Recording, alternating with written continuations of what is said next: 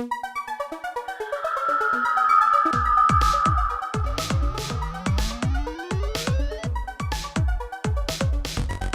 right, here we are for StreamQuest. Okay, guys. I love StreamQuest. I love it. StreamQuest. I love it. How's it going, guys? Good. How you doing? Fantastic. Good. You're talking real nice. Yeah, thank you. Drew has a new microphone. Let's just point that one out. I think he got it for his birthday. And he got a little vaccination today, so he's really peaking today. Wow. Yeah. Double win. I did. Win-win. New mic, new vax. A win-win. That was my Easter miracle. What do you guys want to talk about? Anything happened this week that you might want to discuss, or anything you watched that you might want to discuss? No, I think that's it. Good show, guys. All right. Thank you. Yeah, it's a hell of a stream. We'll see you next week. Subscribe. That was definitely a weak stream. I'm not going to lie. Well, I will tell you, and we talked about this a little on our other show, Ralph. You might as well just put up that logo from Cue It Up. I don't have one, but go ahead. Oh, okay. So that's only on our show that you run other logos. Okay. So anyway, so what I mentioned was, I'm going to mention this in front of Drew. The last movie I saw before the pandemic was in March, and I saw 1932's King Kong, the original, obviously. The big screen? Oh, yeah. First time I ever saw it on the big screen. Yeah, it was amazing. And there was only 8 of us in the theater because that was at the height of the panic about the pandemic. So, and right before they locked everything down. So over the weekend, Ralph was here for Easter and visiting. So we went with his kids and a friend of mine and Ralph to a movie theater, and we saw Godzilla VS Kong. So there's a bookend of movies in a year, and it was pretty amazing. And I must say, I was pretty happy to be back in the movie theater, and I'm glad I saw this particular movie in a theater as opposed to my 103-inch screen at home. So it was quite an experience. So well, I understand. Go ahead, Ralph. This is good because I think Drew saw this at home.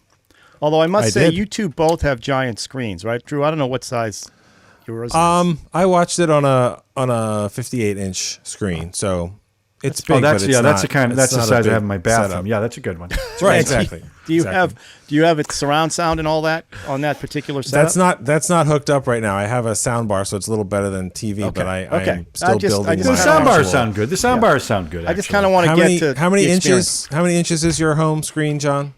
In my theater, it's 103. Okay, I'm doing 105. I just want to let you know. I'll be putting in a 105. Well, I was just looking at it's funny that you say that. I was just looking at a 110. So that's. I'll tell you, mine is 120. Right, I'm doing 120. Right. Mine is I don't give 121. Mine is I don't give a shit. Okay, so you've got black and white rotary. Size definitely matters when it comes to your screen. So, but this is a good for me, honestly, it's big antenna. It's the sound more than anything that I miss. That's really what I love, and that's what I would imagine is one of the best parts. I mean, a big picture is awesome in the theater, but the sound of these two titans smashing into each other has got to be pretty stunning. So. Yeah, and I did a little research, and the director made a point. He goes, "Look, this was made for a theater, and the sound reflects that it was made for a theater." And they're definitely, when the Titans were fighting, it was loud. Well, I just want to say he spent way too much time on the sound and no time on the script, but we'll get into that. And Drew, we saw this at an Imax theater too, on top of everything else. Yeah, nice. We saw it in full. The way I guess it was beautiful to see it. So I mean, do you generally like IMAXs? I do. I do, depending on the movie. Except for the last two I've seen in an IMAX. This one and Superman, the Zack Snyder Superman, Man of Steel. Oh, Man of Steel. And I had the same. I'll tell you my visceral reaction after you two pontificate on. You how didn't see Tenet in the movie theater, Ralph? No, I saw that at home. Because that was IMAX, right? It probably was shot for IMAX. I think it was. But anyway, I mean, so I didn't think the movie was great, and I have feelings about seeing it the way I saw it. But you two, you guys probably are bigger fans than I am, so I just want to know how you felt about. So you want us to build it up so you can tear it down? Is that the plan? Would you like me to tear it down first, or you want to build it up? Tear it down first, because Drew and I will shoot everything down that you say. For the most part. All I'm going to say is this. I'm going to say this. I have very strange reactions when I see destruction, like I saw in this one in Man of Steel, where it's in the Man of Steel, two superheroes fighting each other and buildings are collapsing all around him. Everybody knows about that. This did the same thing, where the two guys are fighting at the end. Three big giant computer-generated animals. are fighting in Hong Kong. Spoilers. There are 3 spoilers. Okay, well, enough people are spoiling this on the internet right now. I get this weird reaction when I see buildings and all that destruction. And even in little simple movies where people destroy a house or they come in and like the hotel room in The Hangover, all I can think about is how are they going to, who's going to clean this up? How are they going to fix all this? And this movie just took that and they do a scene where all this destruction happens and the news report goes, 8 people got killed and a bunch of people got injured. Meanwhile, you know that, Jesus Christ, he's stepping on 40 people in 1 foot, you know. And I can't get past that. Not to mention, we'll get into some logistical things with the film, and you guys can justify it or try to explain it to me. But I didn't enjoy. Listen, I wouldn't have enjoyed. I actually came home and watched it at home too, because I wanted to see if maybe I would get a better feeling. And to me, it actually looked faker at home. Like the CGI just looked a little cheesy for me. Go ahead. I'm right there with you as far as watching that kind of destruction. Part of me is, well, it's not really real, so it's not like watching an actual city get destroyed. Sure. But also, what maybe this is a different way of saying what you're saying, but that bothers me in movies when it seems like the movie itself is kind of cavalier about it.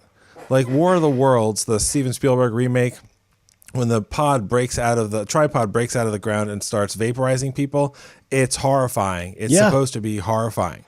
And Steven Spielberg, I think, is aware that he's shooting a scene that's horrifying.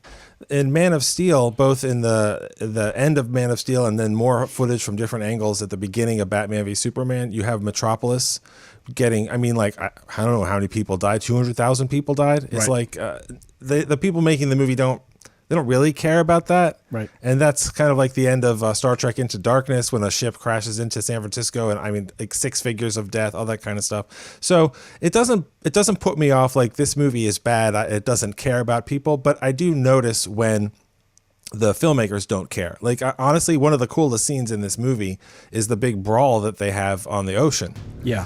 But I'm not going to lie, I'm watching just one aircraft carrier has 5,000 people on it. I didn't see any lifeboats. That's pretty horrifying. Yeah. And they barely make it, they barely talk about that. Nobody cares that they lost 7 or 8 of those giant ships. Right, at least. But again, I'm not going to sit here and trash all the logic. There's some definite logic that makes no sense to me. But that kind of stuff. People go to these movies to watch big giant things 400-foot apes. Right, yeah, and that's like Pacific Rim was the same thing. You want to see these giant robots fight each other. I understand the spectacle of it. I hate to say this. I think I might be getting too old for this shit. Because I sat there and I'm just like, what's the point? We know I knew it was going to happen.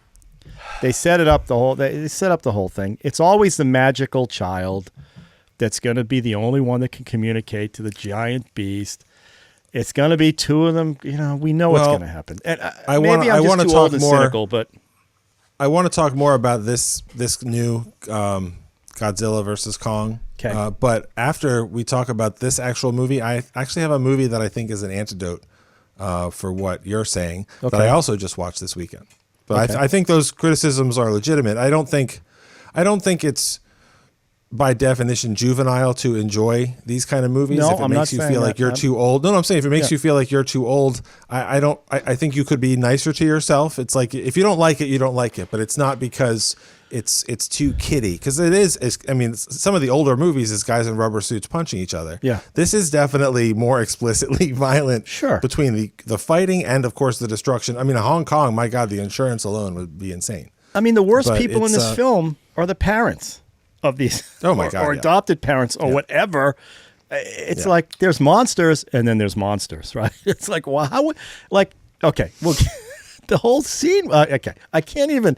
They're flying around and the little girl's in the ship. And how they bring the little girl. Please, you guys explain. I'll just sit and listen.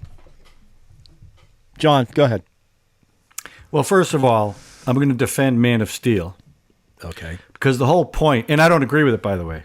I don't agree with the point of it, of why they did what they did. But Zack Snyder wanted to show a realistic approach to taking beings who can move planets, who got in a fight and the wanton destruction that would occur and the collateral damage that would occur if that were to happen. That was a purposeful thing they did. It wasn't because they didn't care about it.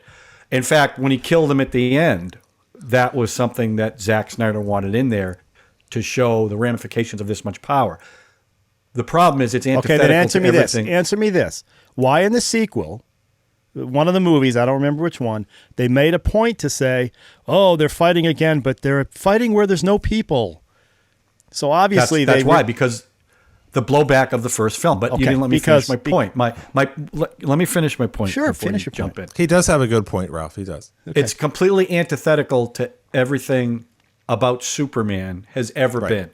Superman is always aware of collateral damage, and he ensures that it doesn't happen. Now, sometimes it does, but never. In fact, in the original Superman 2, the whole reason why he flies away is because of what was happening to the people. So Zack Snyder just blew that out the window, okay? And they pulled back on it in the second movie because they got blowback from it. So I'm going to put that aside.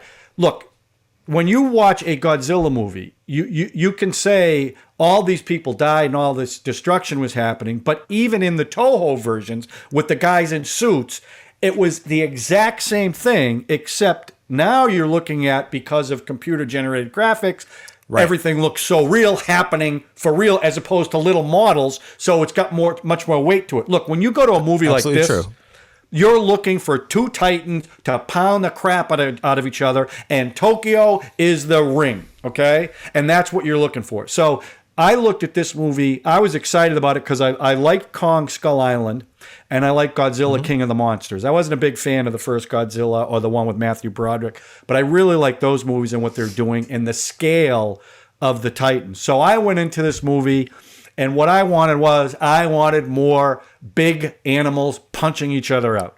And that's what most people who went into this movie wanted. They don't want a lot of human characters, because the weakest part of the film is anything to do with the human characters. They're all cardboard cutouts. They serve no purpose other than go from one fight to another. But if you notice, in this movie compared to the other ones in the Monsterverse, there's much more footage of the Titans and less with the humans. And I think as it progresses, because the numbers that I've seen for this film have gone through the roof, so they're going to make more of them, okay? And I think they're going to have much more with the Titans themselves. But again, to your point, Ralph, I think people who went into this movie, I totally get what you're saying. But when you go to a movie like this, you're looking for that wanton destruction. You expect it, because that's what it's been in all the other movies going back to the original one in 54. So that didn't bother me. Now, looking at it through our eyes today, you look at it a little bit differently. You do sit there and go, wow, look at all these people. But I was amazed by it. And Drew, on the other shows I've talked about CGI. I'm not a big fan of it. I think it looks too cartoony. But what they've done to the scale of these creatures and putting them in real world situations because of CGI, I think is incredible. And I will say that they showed far more personality than any human in this movie. Those two Titans. I really believe that too. The stuff they did with Kong was amazing. Well, it's really good. It's good motion capture performance and really good special effects and all that stuff. I mean, Listen, I mean, it's funny that you mentioned the other ones. Like, I thought Kong Skull Island was pretty fun, and I thought that Godzilla King of the Monsters, I really liked the monsters. I didn't really care for most of the rest of it. But of these four movies, actually the first one that they did, Godzilla in 2014, is my favorite. It's the one I keep coming back to because the scale of it is so big. Like, you watch that movie and you go, nobody human matters. That's not good or bad. Nobody human matters. And part of the problem with like when I watch a superhero movie, I mean, I'll watch, Superman fight General Zod, but I kind of prefer to watch when Spider-Man rescues Mary Jane from being attacked, or when he busts some guys robbing an ATM or stops them. From, like, a little smaller I prefer scale. that. Yeah. So when you have, well, it's not even the scale; it's that somebody matters and we have to protect them, which is what you were saying is what Superman is about. So in this, I mean, King Kong is basically our champion, and honestly, it's a little mammal centric. But we relate to him. He's defending us, but he's not defending the city that he lives in or that he cares about. He's fighting Godzilla, who's really fighting him for the wrong reasons anyway. Whereas in the first Godzilla that Gareth Edwards directed, Bryan Cranston is great. He's gone after 40 minutes. Everybody else in the movie, even the actors that are good, they don't have a lot to do. But the monsters are just so tremendous. I remember watching that movie in the theater, and the scene where Godzilla you first really see him when three jumbo jets blow up at once, and his foot steps into the frame, and the camera goes up his body, and he roars. It was overwhelming. The scale of it was just tremendous. And then I watched that, and I said, well, we don't matter. And that's good. That was the tone of the movie. The rest of the movies, especially this one and the last one, like we said, there's all these people in it. They're just wasting all these really good actors. Like Brian Tyree Henry and Rebecca Hall and Kyle Chandler, and like all these people are really good, and they're just goofy, and they're explaining all this story stuff. And that's the other thing about this one. The other ones, all three of them had some sort of version of maybe this is the real world. And then in the last one, you had sonic technology and supersonic jets and stuff. But this one, we got to fly to the middle of the earth with magic power stuff and gravitational ships. Yeah, it was kind of like the fantasy part that I'm willing to buy into is giant 400-foot monsters. Right. The idea that we have like pneumatic tunnels through the world, for some reason, that just seemed like, I don't believe that. Right. I don't know. Like, it's weird. Yeah, and Godzilla just blows a hole in the earth within 5 minutes. Right. Well, he's very powerful. I don't have a problem with them being very powerful. Yeah. But it's all. I mean, listen. A lot of these franchises, I'm going to use a technical storytelling term that I've come to see over the years, especially with things like fantasy series that go on too long, or J.J. Abrams TV shows and stuff. The story goes up its own butt. It just gets way too inside out of itself, and it's too much. And this movie, they're definitely going to make more. It's done well. And they've set up a lot of stuff for it to go, but it's more like all the sort of fantasy hollow earth. I just the idea that there are giant titans that are bigger than us that fight across the earth, and one of them might actually come to bring the balance. That's always been enough for me. It's just been enough. And so I'll see the next one, and I'd be happy to see it in the theater. But none of them grabbed me like the first one did, as far as I think delivering what I think they were trying to do. Well, that said, I mean, this was fun. Yeah, it was the first fun. I'd like to have seen it in the theater. Yeah. Well, the Hollow Earth sets up everything that you're talking about. It takes it off the planet's surface itself with all the collateral damage, and they're going to keep it within the Hollow Earth. So that's part of why they're doing that. So they're going to be new creatures, because the whole concept of that was the Godzilla creature and the Kong creature going back generations had a war amongst each other. That's what I mean. The axe that he had was a fin from a Godzilla. Right. So and they're going to play about any of that. Right. That was the thing. I didn't care about any of that. But I did like it. Again, I could do less with humans. And I like the little deaf girl. I thought she was actually pretty good in it. And, she was the best. I mean, look, she emoted the most. She was good. I'm not saying the actress. And I think she's really deaf, too. I think she is. She is definitely hearing impaired. It's funny what I did. They did something, like when I watched it, I must have not been paying attention at the movie. I don't know. Well, they did this thing where when we first meet her, he zooms in on her ear, and the whole thing goes not silent, but muffled. Right. And I go, oh, I see. That's telling me she's deaf. I needed that because the signing didn't really do it for me. Well, that was also, Ralph, maybe you weren't paying attention, because, Drew, the downside of being at the movie theater was there was a young person behind us who was pretty obnoxious for a big chunk of the movie and would not shut up. Yeah. That's not cool. So... No. So that's the one thing I did miss about being in my home watching it versus the theater. But I got to tell you, the sound and the IMAX picture, those fight scenes were just amazing. I mean, it was incredible. It really was. Making me uncomfortable. That big. And look, if Superman came into the theater and told that kid to shut up, and then if he didn't shut up, he threw him into space, I'd be on board with that. Or snap his neck. Just break his neck. The other thing they did is they announced, okay, when the movie starts... No, they didn't announce it this way. They go, now remember, when the movie's over, put your mask on as you're leaving. It's like, huh? Wait, what? You mean the COVID's just going to hang out and just not do anything while we're watching the movie? And meanwhile, this kid is spewing. This kid behind me is just talking the whole time. You're like, oh my God, we're all going to, this is not good. Listen, that was another question. Honestly, you guys went to a movie theater. Were you nervous? Yes, the whole, I was. The experience, was it? John's not nervous. I mean, about I'm it. too nervous to try Not it at yet, all. frankly. So. Because they didn't Not really, at all. we had someone directly behind us in a row. It's like, if you're going to do it, space it out. I don't understand Right. why. You were if you're gonna limited to limit it- 6 tickets. You were Okay. limited to 6 tickets. I get that. So if we're in the same group, normally you're Right. hanging out together at home anyway. Right. So that's fine. Maybe. But then they put somebody right behind us. And then they tell you, hey, don't worry about the mask till you leave. So I was Yeah, feeling that's a little weird. bit like, come on. Yeah, I have to tell you, all I was thinking about was the movie. I'm not going to lie. I wasn't thinking about any of that stuff. So. Yeah. Oh, that's good. I'm the You opposite. decided to go. It didn't take Yeah. away from your experience of the movie. That's No. great. I'm And I was looking concerned forward that to if it. I went, it would take away from the Yeah, experience of and the I get movie. And I that. don't want it to. Here's No. what I was thinking. I wish I saw Not me. Nobody, which was playing down the hall. That's supposed to be great too. Yeah, it's supposed to be good. It's supposed to be a lot of listen, fun. and to be fair to John, I knew I wasn't going to like this when I went in. I knew it because it's not a movie that. Yeah, I loved Kong Island just because I love the spectacle of what they did with that and sort of the Kong homages Island, they were Skull doing. Island, Other whatever. What Skull Island? Yeah, what did I whatever. call Whatever, it Kong doesn't Island? matter. It doesn't matter. Kong. It's Kong, colon. The island with the monkey. Skull Skull Island Island. because I love that first shot of him coming through the sun and the helicopters doing the thing. I thought that was Apocalypse super Now. cool. Yeah. Yeah, the movie is fun. And I knew Yeah. what I was getting into. So, Pacific Rim was one I saw, and after a while, you're like, "Oh, right, how many of these guys? How many more of this do I have to do?"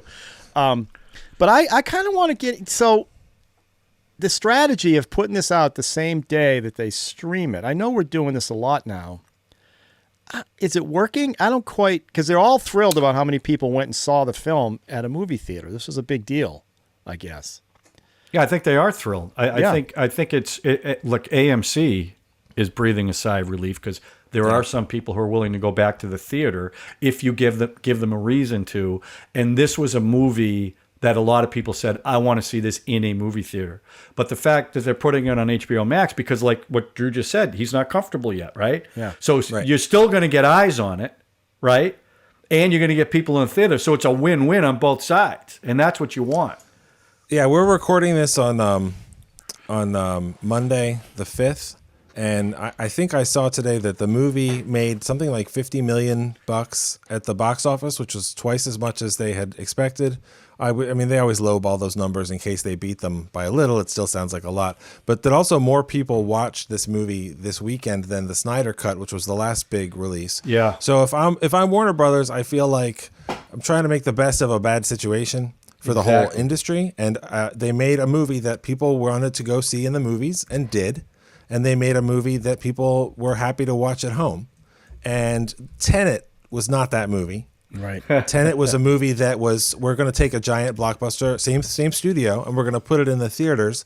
And people said, I don't care what it is. Like, I think they could have put out a new Star Wars movie and people wouldn't have gone. It's better now. Things are better now. So, I don't know if they'll regret in August putting out the Suicide Squad the same day and date. And they said they're going to do it for the entire 2021 release calendar. I don't know if that'll still be true in November. But I think that they've got to be pretty happy with what happened with this movie, and if that means that they'll do it for Mortal Kombat in 2 weeks or whatever, and they'll be happy about that, that's good. That said, I would have been delighted to watch Nobody this weekend at home too. Yeah, that's my frustration. Like, that's the film I would have rather streamed at home. But that'll be out quickly. They'll keep that in the theaters for like 2 weeks before they'll put it on like Apple TV or whatever. But you'll get that much quicker than you would have normally. I understand. You'll get to I see understand. But I guess they realized, and they weren't wrong, that this one was the one that was going to get people back in the theater. And like I think you were just saying, timing's everything, because the vaccines are kind of making people feel a little more comfortable about going. Yeah. And places like movie theaters are feeling a little more comfortable. And a lot of states are opening up. That's just the reality of it. Well, look at Texas Stadium, full of people. Okay. Yeah. Now, time will tell whether that's a smart move or not a smart move. So let's just be clear about that, because this thing hasn't gone away. So that's fine. If Hollywood is saying let's give it a shot, they gave it a shot. We went. Again, I think the spectacle of this film is why this one worked and Tenet did not. And again, that might have been too early in the pandemic, right? Or the Tenet sucked. I mean, well, ultimately, I think it's probably either both. or. Yeah, I think it's a little probably bit of both. Yeah, and ultimately, it did suck. This will get more people. I think more eyes will get on this one because frankly, the word of mouth, people do love it, and they're not all old like me who don't care. Listen, Ralph, a lot of the reviewers are saying the same thing that you're saying, But the caveat is you don't go to a movie about Titans beating each other up and care about anything else, really. So they're saying the same thing. The human characters are lousy. Now, let me ask you, what do you think this guy directed? Did he direct all the CGI scenes? Is that all motion capture that he's directing people to punch and all that? Because if he's also directing the human scenes, there was once in a while a funny little laugh, but for the most part, it was like, what are they doing? Like even right down to the guy's whiskey thing that's in his pocket that gets pointed out, and that's what saves. If you listen to interviews with this guy, to him, it was about the Titans and the fights.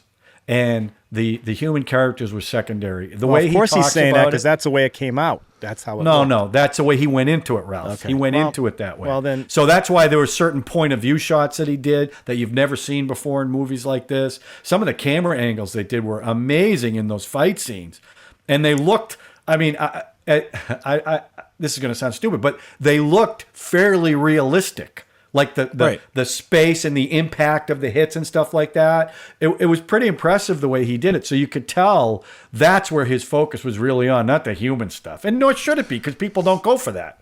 That's not why they go to these movies.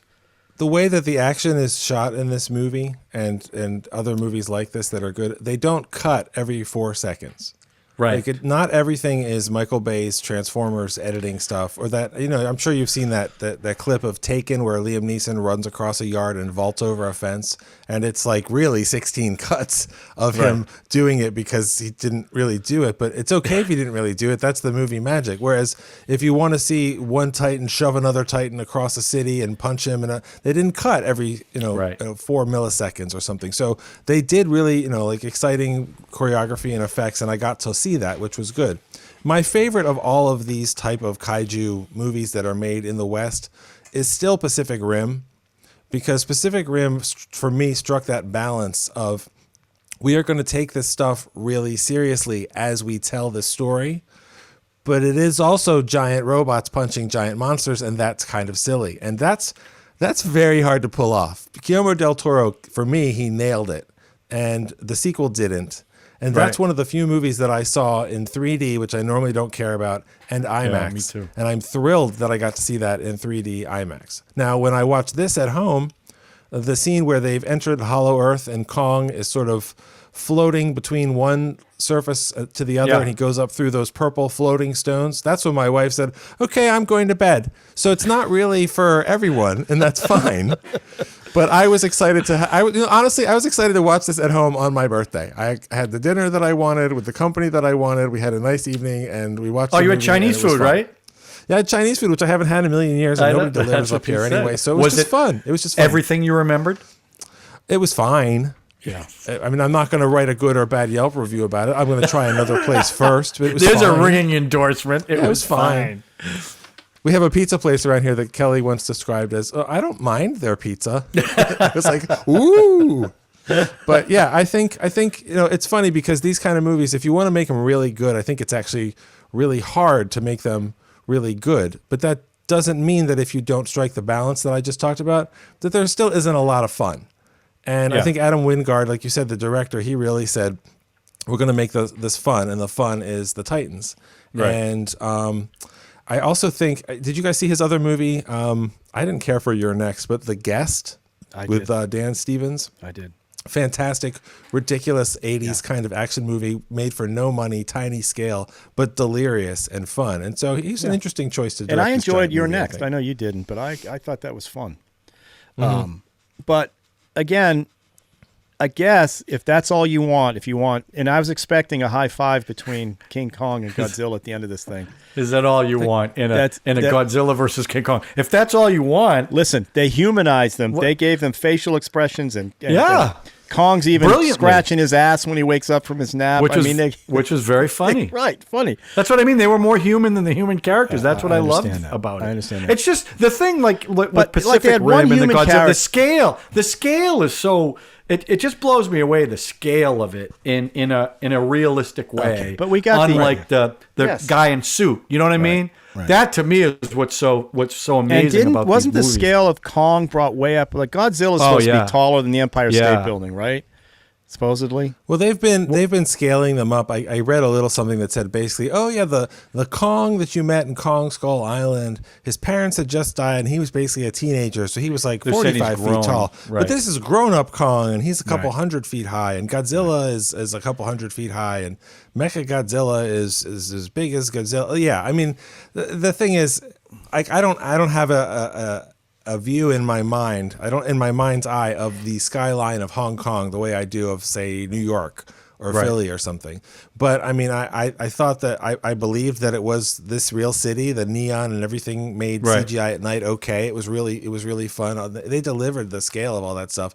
But I mean, I know that there are purists all the way back through the decades of these Godzilla movies that have had various issues with various versions. But I went back and I actually watched the 1974 Godzilla versus Mecha Godzilla, which is the closest template to this one. And I watched, which even has a King Kong type of partner for Godzilla in that. And I also watched, today, I watched the Japanese version, because the ending is a little different, of King Kong versus Godzilla. And how'd you get that version? It's on archive.org. Oh, I've never seen that. It's a little different. Yeah, it's on Archive. It's legal. It's free. It's posted up there. That's the only time I think I ever found it anywhere streaming, because the American cut is available like in the extras of the new Criterion set and in some other places. But it's very silly in a different way. It's very broad and silly, and that's not bad. Some of the stuff that they did in Godzilla versus Mechagodzilla, I kind of thought they were going to do more of in this one, and I was actually a little disappointed that they didn't do some of it, which was kind of funny. But if you have to go back to the original one, which is a very serious movie about the consequences of nuclear destruction, and then you see where it's gone from there, and it's definitely gone into a lot more fun. And Godzilla's our champion, and Godzilla punches other monsters and all that kind of stuff. And there's nothing wrong with that. Some of those movies are really fun. Well, they were gearing more towards a kid audience. That's when that all changed. Because the first few were pretty dark. Except for the one that I watched that I'm going to recommend to both of you guys, especially Ralph. It's a movie that I rented. I'll have to pick up a copy of it. You may have heard of it. It was a humongous movie, a titan of a movie in Japan. It won their Best Picture, and it was a huge box office success. And it did get a decent release in this country, but I didn't see it. It's called Shin Godzilla. It's from the year 2016. It's essentially almost like a reboot of the series, that this giant creature appears for the first time, and nobody in Japan knows what it is. It's in present-day Japan, so it's not a Godzilla's back, or that looks like Godzilla, but it isn't Godzilla, or any of that kind of stuff. And it's if you rent it from Amazon, you can rent either the English language dubbed version or the Japanese original language version. You want the Japanese original language version for a variety of reasons, but if you accidentally rent the wrong one, Amazon will give you a refund and let you rent the other. So that was really nice of them, because it's not labeled very clearly. But it's basically like what would really happen if something like this occurred in the real world. If a creature crawled out of the ocean in Tokyo, what would it really be like? So it's almost like Godzilla crossed with Apollo 13, crossed with Contagion, and it's about like the real life response of the Japanese government to a situation like this. And the same way that the original Godzilla is about the consequences of nuclear war, and that Japan to this day is still the only country that's ever been hit with atomic weapons, this movie is really about the response to the 2011 earthquake, tsunami, and Fukushima nuclear accident. And it's incredible. For a monster movie with a lot of people talking in boardrooms, I couldn't believe how much I got into it. And I'm a sucker for control room movies where, you save the guys at the end and all the nerds erupt and start clapping and stuff. This movie is one of those movies, but it's very Japanese. It's very clever. And it was really satisfying. And that can be rented on Amazon? You can rent it on Amazon for $4 or whatever. Okay. You want to get Is it a CGI monster? Is it a CGI monster? That's the funny part. It is a CGI monster, but it's made to look more like a guy in the suit. So it sort of honors the aesthetic of the movie. And so there's a little bit of puppetry and some miniature stuff, but it's mostly giant rubbery beast. And if you've seen every Godzilla movie, there's something in it for you because there's all sorts of references and ideas and things. And if you've never seen a Godzilla movie, it feels very real, the way that a government and a people would respond to a crisis on this scale. And then the more that you know about what actually happened in Japan in 2011, just the imagery of what things happened in the movie and stuff, the same way that Man of Steel and War of the Worlds and other movies were 9/11 right in your face. It's a lot like that, and it really works. And so I would recommend, if you want something fun, King Kong versus Godzilla is really fun. Shin Godzilla is really fun and just way better than I thought any of these movies could be. I was really impressed. You know what? I look forward to that one. Why? Why would you look forward to that one? I think if it's based in a little bit of realism and it's got some, I'm like Drew. I like some boardroom stuff. I like things being explained a little bit. I don't know why you get upset about it, because you do can't I look sit there upset, and, Ralph? No, you can't sit there. Do I look upset? A little bit. I can tell. Really? Yeah, you say that the human characters don't matter, but that's the only thing that we're okay. I know. Then why not? What are you just gonna say? It's the only thing. Then why not just make a movie where it's two animals, two of these titans fighting? You don't think at some point? Why have all that stuff in between? You don't think at some point they're going to do something similar to that, where the humans play a very small part in the movie? Because every movie that they've made, as they progress, there's less and less humans and more titans. In every movie, it's changing, because that's what people want to see. Okay. I'd like to see that movie. I've never heard of it, so I'm interested in that. I'll see that. I've seen all the Godzilla movies. I love them. The more Godzilla movies that you've seen and enjoyed the various tones and all that kind of stuff, I would be very curious to know what you think about it, because if you're an aficionado, it's got its own thing going on, and the people of Japan had very strong opinions about it, and a lot of them loved it.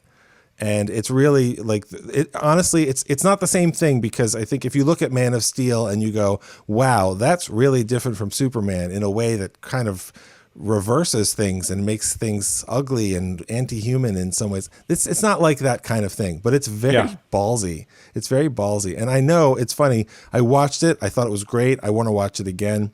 I did some reading afterwards and learned some more stuff, and it made me want to learn more about it. And I want to, if you guys see it, I'll want to talk to you about it, but I want to see it again and learn more, because some of it is very Japanese in terms of culture and language and history and events and all this different stuff. And it's fascinating. It also reminded me a little bit of The Host. Mm-hmm. I don't know if you ever saw Bong Joon-ho's monster movie. He's the guy that did Parasite. It's a movie about a monster that comes crawling out of the river in the center of Seoul and carries off our hero's young daughter, and he has to rescue her. And so it's a monster movie. But it's also got some very modern stuff about what would really happen if this happened in the middle of a 20th century city. I mean, if you ask me, why am I going to like? Why do you want to watch that one? Because of what Drew just said about it's based in some kind of stake. Like any of the characters in the one we just saw, I knew that those guys are flying in those ships, and one gets stepped on. The hero ship, I get the movie would be over, but nothing's going to happen. And the only character that anything of any, substance happened is the one woman who they set up to be a total asshole from the minute she walked on the set. The hot daughter. She was hot. Who eventually gets, no, crushed. Well, and the billionaire who created Mechagodzilla. Who did the classic, oh shit. That line. Well, he monologued first. Right. But I even like that scene, because as he's talking, Mechagodzilla turns to him and is getting closer and closer. I thought that was great. But I like a little reality in my monster movies, I guess, is what my I wish there was a lot more reality when you're talking about 400-foot beasts. I mean, I don't disagree with you. I'm just saying a little bit. That's all I'm saying. I don't think that's fair, John. I think you can have both. And I think it's okay to prefer one over the other. That's why I would like both of you guys to see Shin Godzilla. I'd love to know. To know what you think about it, because it's really very interesting take on the whole thing. Because any kaiju movie is about a giant monster, so it's not real. That doesn't mean that there's only one way to tell that story, or only one tone that kind of story should have. And I kind of, more than anything, love that so many different versions exist. If there are, I don't even know, 70 Godzilla and other kaiju movies, I've probably seen I don't know, maybe 9 of them or something. I haven't seen anywhere near all of them, but just the ones that I've seen, there's a lot of really different stuff from different eras and different ideas and different filmmakers. And it's honestly, it's kind of like a Western. You can have a Western that is a thriller, a comedy, all this kind of stuff. You can have kaiju movies that are professional wrestling movies, and kaiju movies that are giant action movies, and kaiju movies that are social commentary, and they're all legitimate. That doesn't mean individually each one is good or bad because of that, right. But it is a form. And I don't know. It continues to be something that's worth exploring. And since of course, it's the same thing when we talked about vampire films. You can take that vampire genre, right, and just it creates other messages from the film. Do you think down the road, when everything opens up potentially, that this idea of streaming and a movie theater release is going to still happen? Do you think these companies are still going to put these out at the same time? I think movie theaters are going to fight tooth and nail for that not to happen, because it's going to cost them a lot of money. Yeah, they don't want to see the streaming the same day. Of course not. They want people going to the movie theaters. But I think if producers of movie decide that we're going to make movies that you're going to want to see in the movie theater, not streaming, then the audience will be there. And they'll go to the movie. Like this movie. I think this movie is one you need to see on the big screen. I think it's worth it to see it. Yeah. I understand. So I think, a quiet film, a small film, who cares where you see it? I could stream it. I'd rather stream that than pay $14 to go to the movies. Well, I like the theater experience, and I like movies that are loud, a lot on the screen. I love the IMAX. I mean, in The Dark Knight, those scenes that were filmed in IMAX, or Batman Begins, or no, it was The Dark Knight. Are beautiful. They're just beautiful scenes. Yeah, that opening scene is beautiful, and you don't really get that when you watch, even on my big screen. It's not quite the same. So I like that experience. The movie business is one of those things, the exhibition specifically is one of those things that has changed over time, like any other business that's been around for 100+ years. And, we were talking about the last blockbuster. There was a time when if I wanted to own, I loved the movie The Hunt for Red October. If I wanted to own that movie at home, I would have to get my dad to say, all right, I'll spend $99.99 to buy a VHS tape. Right. Now, when I see a movie, like you said, Nobody, without a pandemic, Nobody would probably be available in 4 months or something for me to rent, and 5 months for me to own, that sort of thing. And it'll be narrower now. But yeah, I think if movie theaters want to stay in business, they're the ones who have been the most crippled. That said, we're seeing all these new deals, like certain studios, certain distributors are signing exclusivity deals with certain exhibitors. So maybe only Regal will have Paramount films, right? And things like that. And also there's all sorts of history back and forth with antitrust and other things about various individual single companies owning different parts of the chain. And I think some of the separation is actually kind of coming apart now. I think you're going to see maybe Disney will have really a Disney exhibition chain in a way that they might not have had just as a possibility just a year or two ago. And of course, all of these studios, some of them are better than others. Some of them are better designed than others. Some of them have better content than others. But, at this point, Warner Brothers, it's got its own service. Paramount's got its own service. Right. Disney's got its own service. Yeah. So all these things are they're continuing to silo. And so, the pandemic, I wouldn't even say it accelerated some things. It accelerated the fact that stuff changes, and there will never be anything that changes back the same way. And that's okay. But like you said, John, listen, I wanted to see this in the theater. It's a humongous movie. It looks fun and it looks loud and it looks big, and I enjoy that. However, I would want it to be loud enough that I don't have to hear the schmuck behind me who can't stop running his mouth and being on his phone. It wasn't loud enough. It wasn't loud enough. And it was loud. It was rumbling. You could feel loud. I'm sure. I understand he did a great job with the sound. Still, very uncomfortable for me.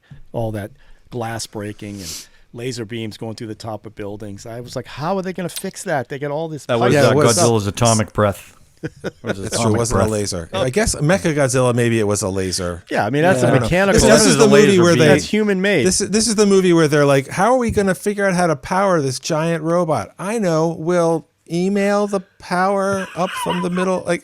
Whatever. You can't think about it too much. And the skull will take it over. The skull, not the brain, just the skull. Yeah, just the skull. Yeah. It wasn't brain. It was that power, though, from Hollow Earth. And the whole thing, the whole satellite gets taken down by whiskey.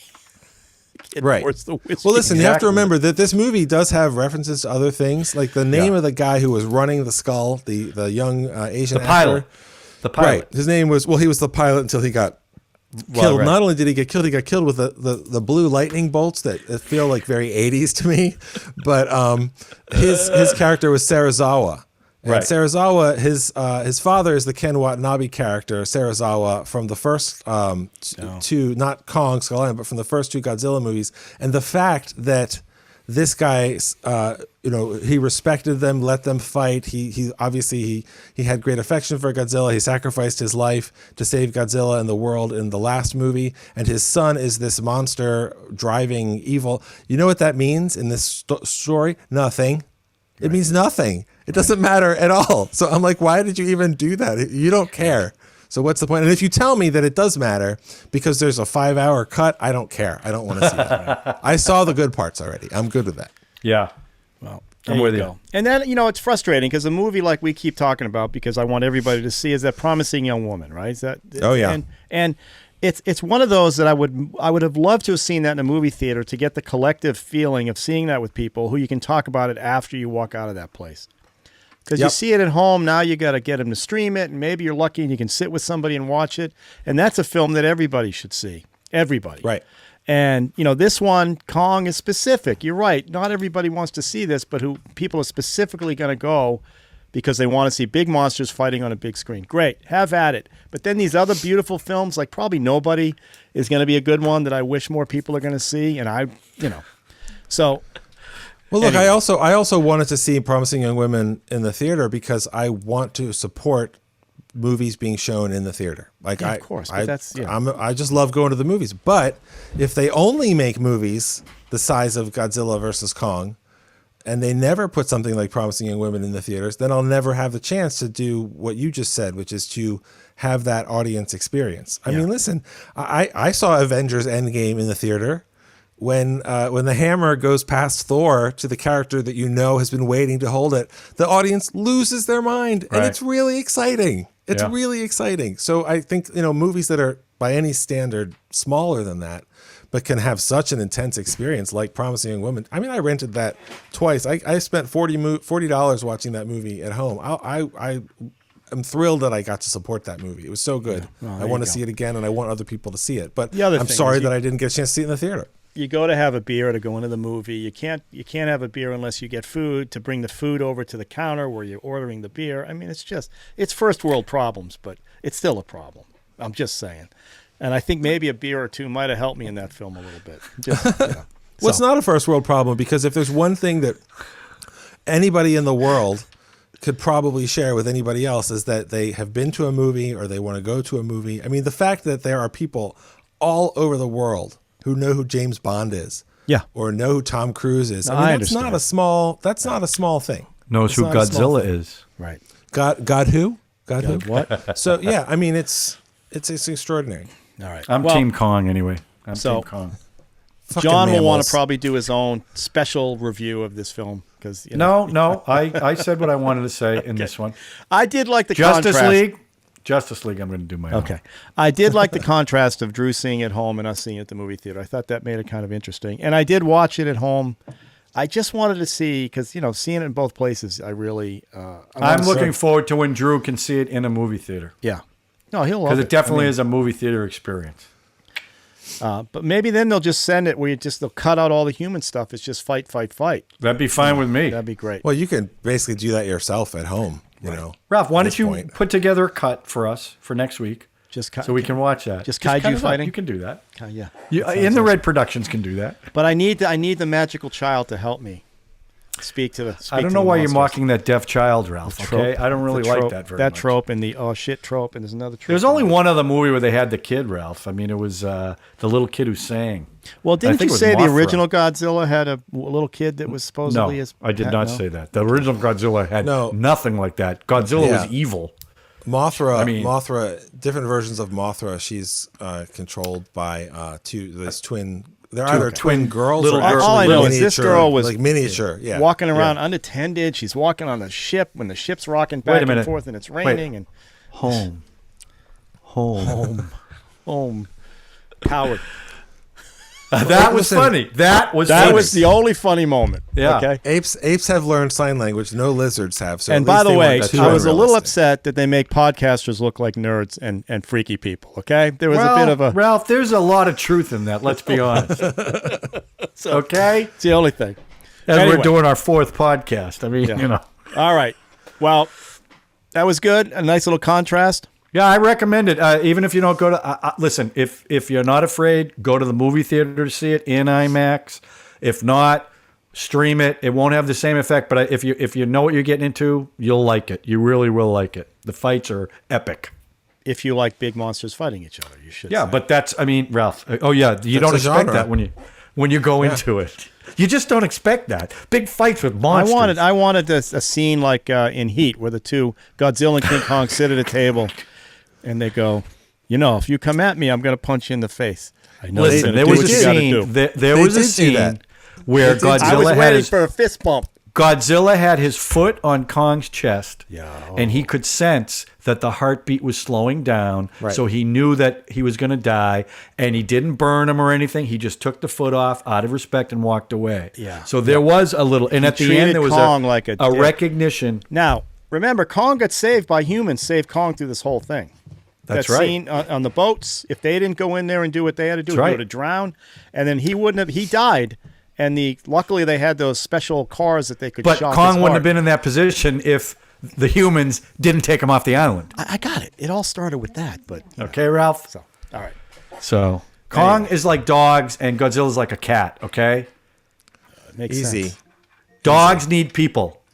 Cats God don't. forbid my Cats are cat's got independent. atomic breath. That's going to be a problem.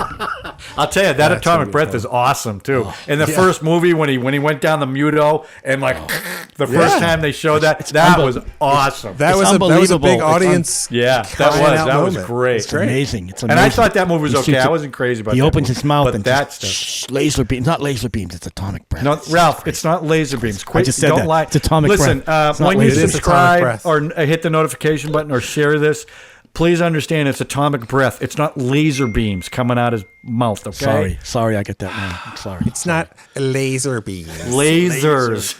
All right. Frickin' laser beams. All right, guys, have a good week. Stay safe. Congrats on the vax, Thank you. Drew. I'm still too young and healthy. I don't know what's going on. And I would That's say I would crazy. recommend it if you like these kind of movies, you should definitely in the theater or at home watch Godzilla versus Kong versus 100%. Brown versus Board of Education because it's a lot of fun. Just don't worry about all the human stuff going on there. It's just get right to Yeah, the because fight. that's Fast what I forward. want in my monster movies. I want good human stuff going on. Yeah. Don't you think All right, if let's he get Raymond just Burback think- as reporter Steve Martin. That's what I want to see. What if he accidentally, that little scene where she's touching, they're touching fingers. and he crushes her? accidentally, he just Yeah, didn't you do it would on have liked purpose. that. Just, You would have right. liked that, Ralph, wouldn't you? Just I what think that I little might finger- have felt something. I might have Yeah, felt something. yeah, definitely. Yeah, I you were think just so. pissed off because you couldn't get a beer because you can't get food. You Well, get no. food beer. Yeah, no, you had Most to people bring- go and they want popcorn, I was dying for some movie popcorn, But no, you got a beer. No, you got first of all, you couldn't walk up to the counter. You had to sit at a table. Second of all, you couldn't get No, a beer. for beer, not for popcorn. You couldn't have a beer unless you had food. And the only way to get food is you have to wait in a long line to get food. Then you walk over, get the beer. It's very frustrating. Like I said, Real movie aficionado right That's there, right. yeah. So- I love the movie theater experience. it's true. All right. Yeah. All right, All right, Ralphie. guys. Have a good Drew, week. Great show, you guys. Yeah. Keep on Thanks, streaming. guys. And we'll see you Keep next on, time. keep that week stream strong. Let's go.